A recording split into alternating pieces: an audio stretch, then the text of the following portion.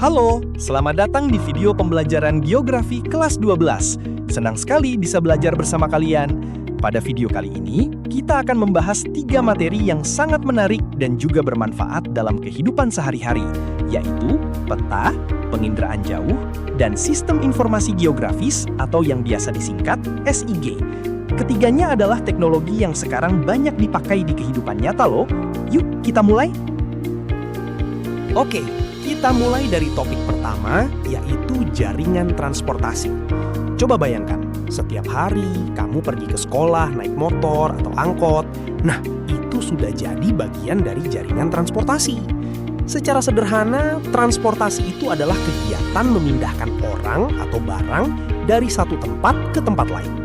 Dalam geografi, jaringan transportasi ini punya peran besar dalam kehidupan masyarakat dan pembangunan wilayah. Nah, ternyata jalan-jalan yang kita lewati itu punya nama dan fungsi yang berbeda-beda loh. Yang pertama ada jalan arteri. Ini jalan utama yang biasa dipakai untuk perjalanan jauh, seperti jalan tol atau jalan nasional. Kecepatannya tinggi dan aksesnya terbatas. Yang kedua ada jalan kolektor. Tugasnya menghubungkan jalan kecil ke jalan besar, biasanya untuk perjalanan jarak sedang. Selanjutnya, ada jalan lokal untuk perjalanan jarak dekat dengan kecepatan rendah. Dan terakhir, ada jalan lingkungan yang ada di sekitar perumahan kita sehari-hari. Kalau kamu pernah kena macet, nah itu biasanya karena volume kendaraan terlalu banyak, lebar jalan kurang, atau sistem transportasinya belum tertata rapi. Dari sini, kita tahu betapa pentingnya perencanaan transportasi yang baik.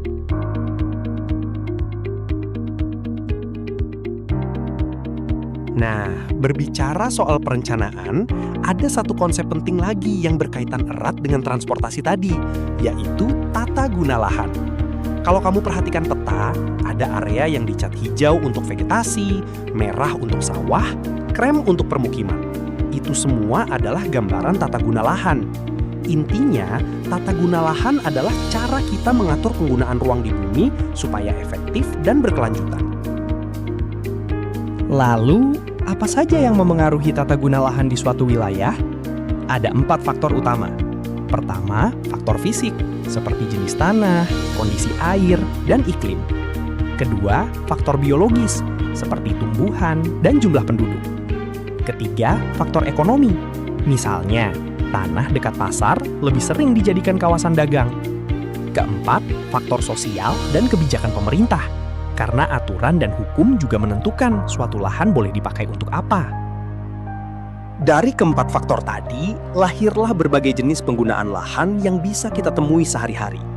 Ada lahan pertanian, lahan peternakan, lahan hutan, kawasan permukiman, kawasan industri, dan kawasan perdagangan atau jasa. Setiap lahan punya fungsinya masing-masing dan harus dikelola dengan bijak supaya tidak terjadi konflik atau kerusakan lingkungan. Sekarang pertanyaannya, bagaimana caranya kita bisa melihat dan menganalisis semua ini dari atas? Nah, jawabannya ada di topik kedua kita, yaitu penginderaan jauh. Penginderaan jauh adalah cara mendapatkan informasi tentang permukaan bumi tanpa harus langsung ke sana.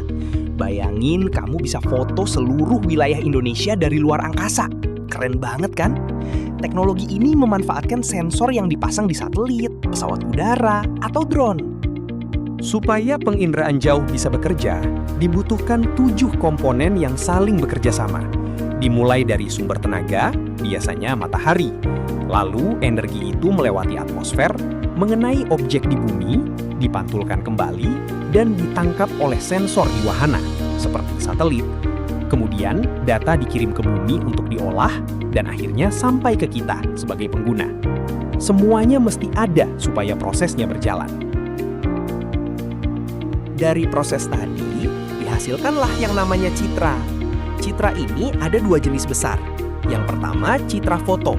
Contohnya, foto udara yang biasa kamu lihat di Google Maps. Yang kedua, citra non-foto. Ini lebih canggih lagi, seperti citra radar, citra satelit, dan citra multispektral yang bisa mendeteksi hal-hal yang tidak terlihat mata biasa. Keduanya punya kegunaan yang berbeda, tergantung kebutuhan analisisnya. Tapi punya citra saja belum cukup. kita juga harus bisa membacanya. Nah, proses membaca citra ini disebut interpretasi citra. Ada 8 unsur yang harus diperhatikan. 4 yang pertama adalah rona dan warna, yang menunjukkan seberapa cerah suatu objek. Bentuk, yaitu tampilan luar objek di citra, ukuran objek, dan tekstur, yang menggambarkan kasar atau halusnya permukaan.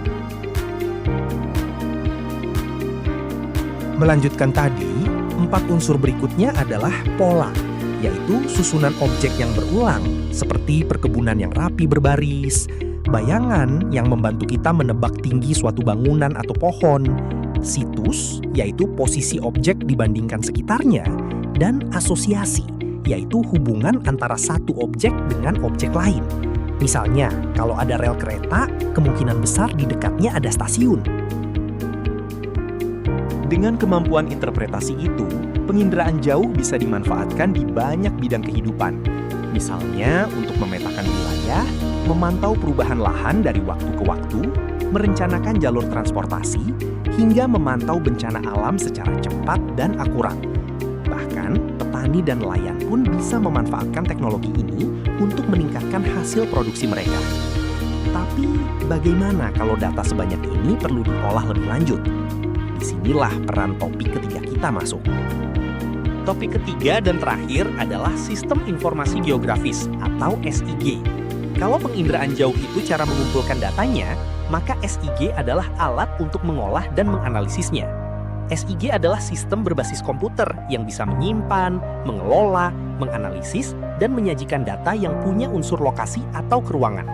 Jadi, SIG itu seperti otak yang memproses semua informasi geografis yang kita punya. Di dalam SIG, ada beberapa cara menganalisis data. 2 yang pertama adalah analisis klasifikasi, yaitu mengelompokkan data berdasarkan ciri tertentu. Misalnya, membagi wilayah berdasarkan jenis tanahnya. Dan analisis overlay, yaitu menumpuk beberapa peta sekaligus untuk mendapat informasi baru. Contohnya, peta curah hujan ditumpuk dengan peta jenis tanah untuk mencari area rawan longsor. Masih ada 3 jenis analisis lagi. Analisis networking dipakai untuk menganalisis jaringan jalan, misalnya mencari rute tercepat dari satu kota ke kota lain. Analisis buffering dipakai untuk menentukan zona tertentu di sekitar suatu objek, misalnya area 100 meter di sekitar sungai yang tidak boleh dibangun. Dan yang terakhir, analisis 3 dimensi, yang bisa menampilkan bentuk permukaan bumi secara nyata, seperti gunung dan lembah. Dengan berbagai kemampuan analisis itu, manfaat SIG ternyata sangat luas. SIG digunakan untuk menginventarisasi sumber daya alam, merencanakan pembangunan, menata ruang wilayah, mitigasi bencana, merencanakan transportasi, menganalisis kesehatan lingkungan, hingga mengembangkan potensi suatu wilayah. Singkatnya, hampir semua keputusan yang berkaitan dengan wilayah bisa dibantu oleh SIG. Aplikasi yang sering dipakai adalah QGIS dan ArcGIS. Untuk mempelajari semua materi ini, kita bisa memanfaatkan berbagai media yang seru. Ada PowerPoint interaktif, video pembelajaran seperti yang sedang kamu tonton ini, Google Earth dan citra satelit langsung untuk melihat kenampakan bumi, peta digital, sampai aplikasi SIG seperti QGIS yang bisa dicoba langsung. Dengan media-media ini, belajar geografi jadi jauh lebih menarik dan tidak membosankan. Oke, sekarang kita rangkum ya. Kita sudah belajar 3 topik besar. Pertama, jaringan transportasi dan tata guna lahan yang mengatur bagaimana ruang di bumi dimanfaatkan. Kedua, penginderaan jauh yang memungkinkan kita mengamati dan membaca permukaan bumi dari jarak jauh. Ketiga, SIG yang bertugas mengolah dan menganalisis semua data spasial itu. Ketiganya saling berhubungan dan melengkapi satu sama lain. Itulah tadi materi lengkap tentang pemanfaatan peta, penginderaan jauh, dan SIG.